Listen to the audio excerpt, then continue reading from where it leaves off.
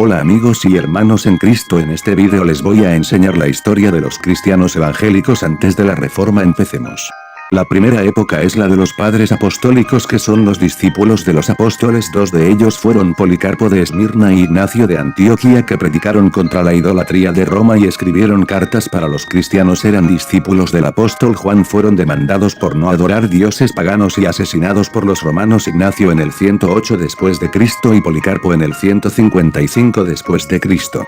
Después de la muerte de los padres apostólicos en el 161, el emperador Marco Aurelio hizo una persecución contra los cristianos. Después Septimio Severo en el 200 después de Cristo siguió la persecución. En ese tiempo bautizarse y convertirse era un acto ilegal para el Estado. Diocleciano en el 300 después de Cristo desató la más sangrienta persecución, que hizo que algunos cristianos pongan imágenes de dioses paganos en sus iglesias y catacumbas para no ser reconocidos.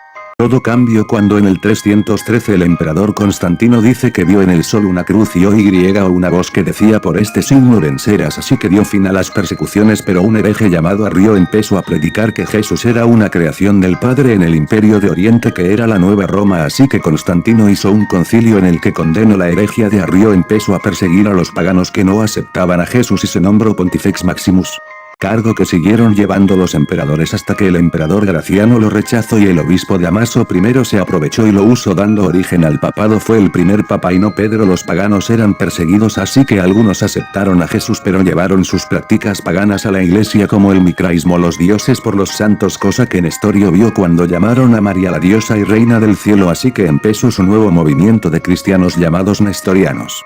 Los nestorianos eran perseguidos por los papas en Occidente, así que estaban la mayoría en Oriente, Asia, Egipto y en Turquía más, ya que de esa ciudad era en la que nació Nestorio. El movimiento nestoriano funcionó bien en los siglos IV, V y VI, pero en el séptimo los musulmanes invadir gran parte de Oriente. Los nestorianos eran asesinados por los musulmanes. Los que quedaron se encontraban en territorio católico. Un emperador de Turquía donde estaban los nestorianos llamado León III detuvo la persecución hacia los nestorianos y, convencido por ellos, comenzó la reforma iconoclasta, donde perseguía a los católicos que adoraban imágenes y a los santos. El papa se incomodó por eso y él lo amenazó con quitarle la estatua de María y Pedro de la iglesia. Él rompió todas las imágenes de los santos en Oriente, pero en el 840 se hizo un concilio donde se restauró la adoración de imágenes. Condenaron a los iconoclastas a muerte y la iglesia católica era la única y estaba totalmente corrompida. Pero en el mismo siglo IX se levantó el primer reformador llamado Claudio de Turín, que alzó su voz contra los abusos de Roma, como el purgatorio para cobrar indulgencias, venta de la salvación, contra la idolatría de Roma. Decía que Pedro no era la piedra sino Cristo. Y también aparecieron dos reformadores más llamados Cirilo y Metodio, que tradujeron la Biblia al eslavo y fundaron su movimiento.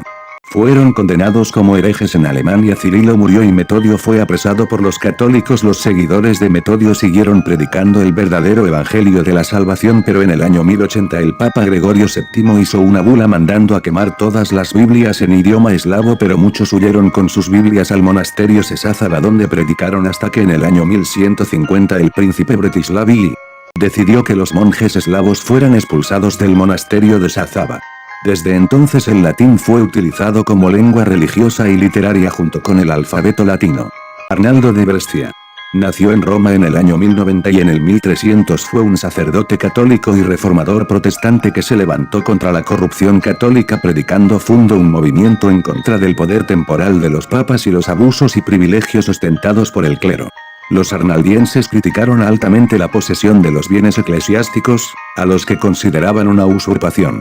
No admitían el bautismo de los niños, el sacrificio de la misa, la oración por muertos, el culto de la cruz, la confesión, el papado, el celibato, etc. Arnaldo en 1155 se había declarado libre de la autoridad papal. Fue primero desterrado y después detenido por las tropas del emperador Federico, entregado en Roma al papa Adriano IV y finalmente ahorcado y quemado en esta última ciudad en 1155, y sus cenizas fueron arrojadas al Tíber.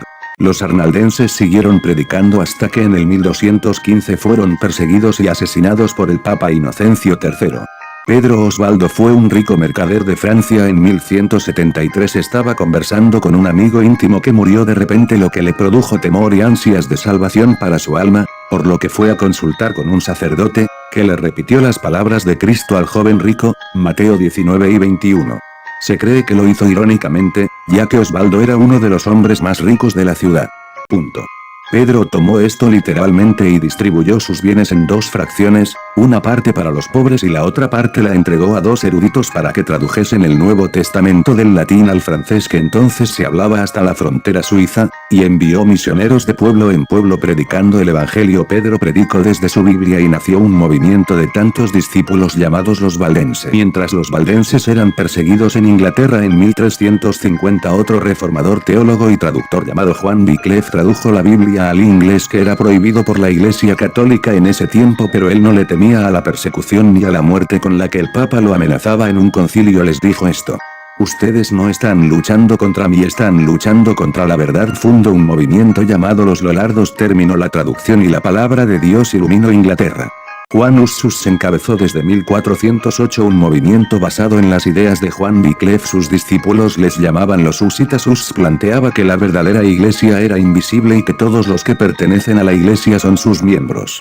La iglesia romana tiene un rol eminente, pero no es la verdadera iglesia de Cristo. Enseñaba que solo Cristo era la cabeza de la iglesia. Predicaba que Jesucristo era la verdadera piedra y no Pedro. Predicó en contra de la idolatría católica. Predicó que el único intercesor era Jesucristo y no María ni los santos. En el concilio de Constanza, Juan Hus fue condenado y ajusticiado el 6 de julio de 1415 en la hoguera. Quemado vivo. Hus mantenía una posición muy crítica frente al poder eclesiástico, posiciones muy cercanas a las de John Wycliffe y a la de los valdenses. Los husitas siguieron predicando el evangelio después de la muerte de Hus. Juan Hus le dijo al que lo quemó: vas a asar un ganso, pero dentro de un siglo te encontrarás con un cisne al que no podrás asar ni destruir. Hus significa ganso, pero ¿quién era ese cisne? Ese cisne era Martín Lutero, que un siglo después publicó sus 95 tesis en 1517, dando inicio a la Reforma Protestante cuando la Iglesia Católica abusaba de la fe con indulgencias a los pobres para construir el Vaticano. A Lutero no pudieron asarlo ni destruirlo. Se unieron a la reforma los valdenses, los lollardos y los husitas. Bueno amigos, hasta aquí el vídeo de hoy, espero que le haya gustado. No olviden suscribirse para más y darle like si les gustó, comenten.